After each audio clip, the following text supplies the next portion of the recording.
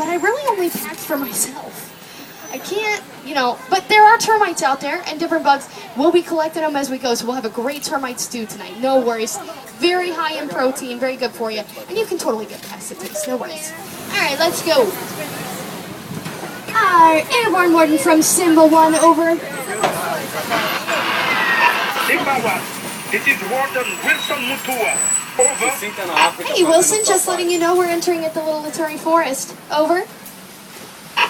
Ham Jambu, Simba 1. Keep your eyes open and drive carefully. You should see lots of animals. Roger that, Wilson. Hey, there's an animal you get a little glimpse of up on the left. Kind of tough to see. It blends in really well. Called a greater kudu, light tan animal. And then there are some large brown animals on the right with white stripes on their legs and hindquarters. Look at your animal spotting guide. See if you can tell me what that large brown animal is. Shout it out if you see it. Look. Okapi, yeah. Okapi are the only known relative of the giraffe. Don't let those stripes fool you, I promise. They're like a rainforest giraffe. They weren't even discovered until 1901. They're a pretty rare animal to see around here, and these water holes do bring them in. That's pretty exciting. Well, maybe we'll see some more of those rare animals as we go. If we're lucky, we might get to see a black rhino. They can be a little tough to spot, though.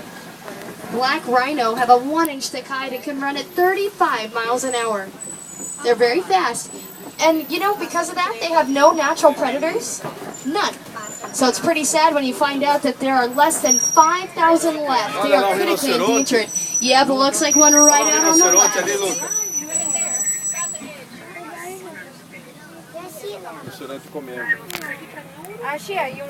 Wow, that is neat. Oh, hey, look, there's one laying down. Taking a nap. Hey, look at how much mud is on their backs. That's how they protect their skin from the sun. So sad that they're declining so much in population. Oh, some reddish brown animals up on top of the hill on the right-hand side. Look at this. Those are called bongo. Bongo are known as a ghost of the forest because they move very quietly through the trees and bushes. There looks like 3 of them up there. Those larger birds with the yellow bills are called yellow-billed stork. They're carnivorous, and they've been known to eat other small birds. Whew. Not very friendly neighbors, if you ask me.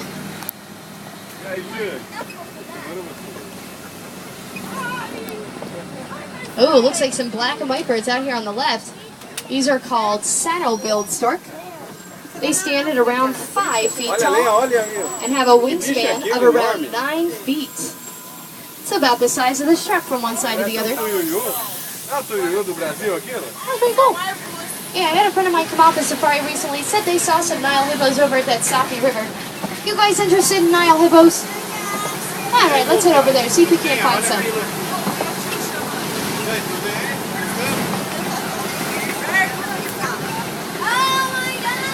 Oh, wow, the river is flooded. I guess we're going right through it.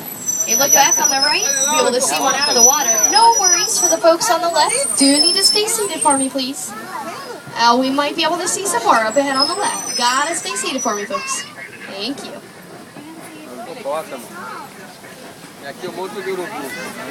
They hold their breath for about 5 to 8 minutes at a time. Hey, look out on the left there, Sam.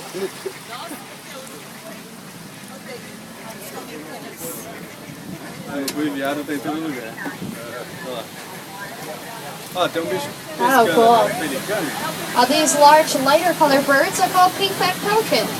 They've been known to work together to herd fish in a shallow water so they can all eat. There's a hippo. Oh, a couple of them. A little bit easier to see on this side. They're nocturnal. They'll sleep in this water, fully submerged, and their head will naturally rise and fall to take a breath.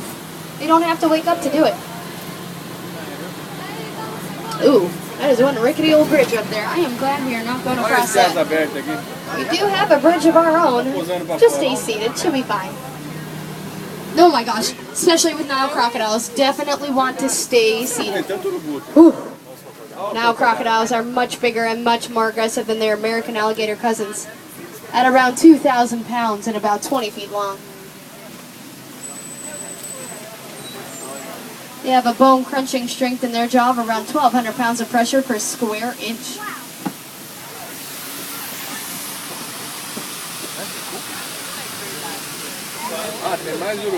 Whoa.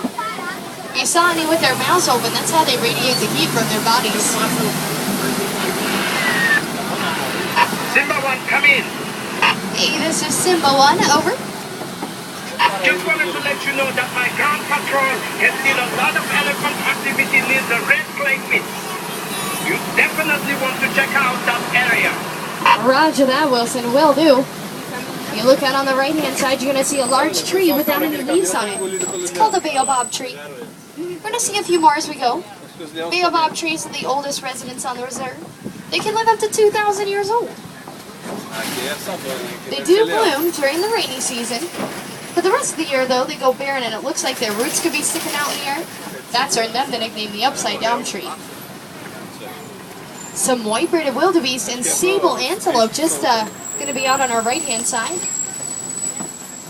Sable antelope are the emblem of our reserve, well known for being brave and loyal. See all the babies are in the middle? And the gray animals are the white-bearded wildebeest. They are part of the largest migrating herd in all of Africa. There are about 1.5 million of them migrating through Africa every year. We also call them gnu, spelled G-N-U, after the sound that they make.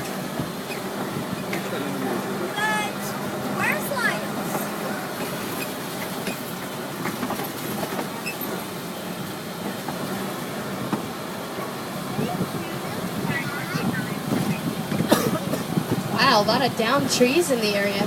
You know what that's a sign of? Elephants. They must have come through this area. They bulldoze down trees in order to get leaves from the branches. They're not the only ones that help to shape this landscape, though. You may have noticed some of the tall mounds of earth around us called termite mounds, made from termite saliva and dirt. They get as hard as concrete, though, as they bake in the sun. You know, sometimes I've seen elephants and rhinos use them as scratching posts. They wear them down over time. They end up looking a little bit like the one on the right-hand side out there. And then little antelope will jump on top of them and use them as a lookout point for predators. Hoping to spot predators in tall grasses. You can see how hard it would be to find those predators. Look at all the tall grasses around us. You get giraffes, they have like pruning shears. They eat the undersides of the trees. It helps the light to come in for the grass to grow. Get big antelope eating the taller grasses, and little antelope trimming up the edges. In a balanced ecosystem, there's enough food for all the animals that live on it. Oh, one of my favorite animals coming up ahead. Large brown animal with long white horns. Look up at your animal spotting guide, see if you can tell me what it is.